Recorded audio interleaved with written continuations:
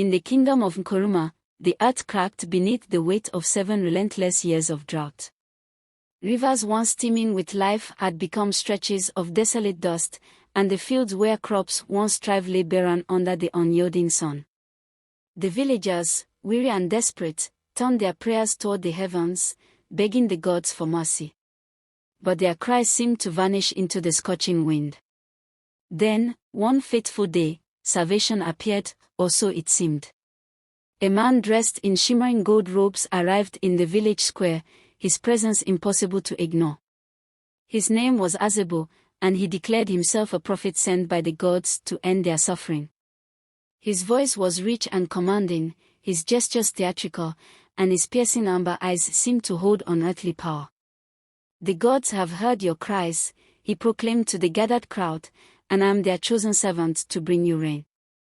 The villagers fell to their knees, hope blossoming in their hearts. For years, they had prayed for a sign, and now one stood before them. But, Azibo continued, his tone grave, "The gods demand offerings to prove your faith." The first offering was their remaining grain, a meager supply they had gathered fiercely. Though their stomachs growled in protest, the villagers obeyed, piling their sacks at Azibo's feet. That evening, under his direction, they gathered in the square to witness the miracle. Azibo raised his staff, adorned with gleaming charms, and chanted strange words that seemed to ripple through the air. As the villagers watched in awe, a sudden gust of wind swept through the square, carrying the scent of rain. Moments later, dark clouds gathered, and a light drizzle began to fall. Cheers erupted. Children danced, elders wept, and Azibo bathed in their adoration. "Your faith has pleased the gods," he announced with a broad smile.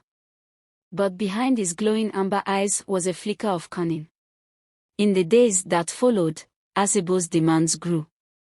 Livestock, jewelry, and even heirlooms were offered up in the name of appeasing the gods. Those who hesitated were scorned or ostracized by their neighbors. Among the villagers was Amara, a widowed mother known for her quiet strength and unshakable resolve. She had seen false prophets before, men who preyed on the weak in times of despair.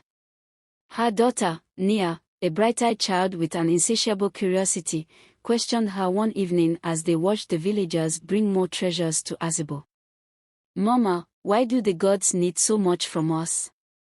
Nia asked, her voice tinged with confusion. Amara pulled her daughter close. "The gods do not take, my child. Only men do." Amara's suspicions deepened as Azibo's displays became more extravagant. He now wore necklaces of gold and rings on every finger, his staff gleaming with new adornments.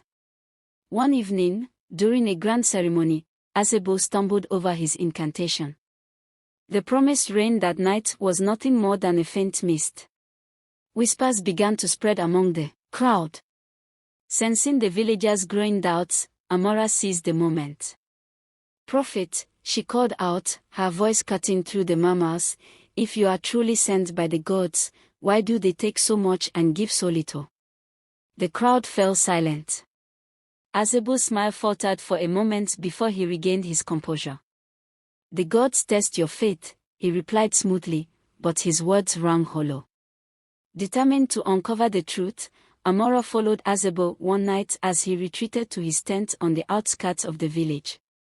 Peering through a small gap in the fabric, she watched as he counted his treasures, chuckling to himself. The staff he claimed was imbued with divine power was nothing more than hollow wood, filled with powders and small devices to create illusions. The next morning, Amara gathered the villagers and revealed what she had seen. "He is no prophet," she declared. "He is a thief and a liar."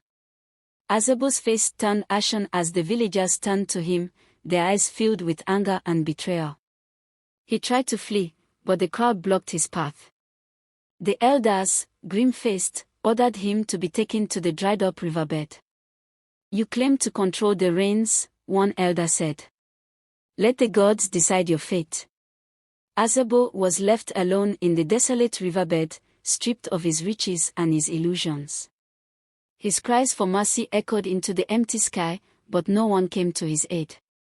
Days passed, and the villagers heard no more of him.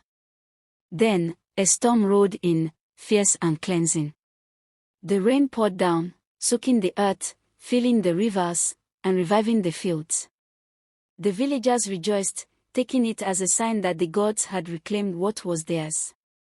Amara, standing with Nia by her side, watched the rain fall. "The gods answer when they are ready," she said softly. Her daughter nodded, her young face bright with understanding. In time, the kingdom of Nkuruma flourished once more, and Azibo's name faded into a cautionary tale. Mothers warned their children of those who claimed divine power but demanded earthly riches. And Amara's words became a mantra, passed down through generations: the gods do not take. Only men do.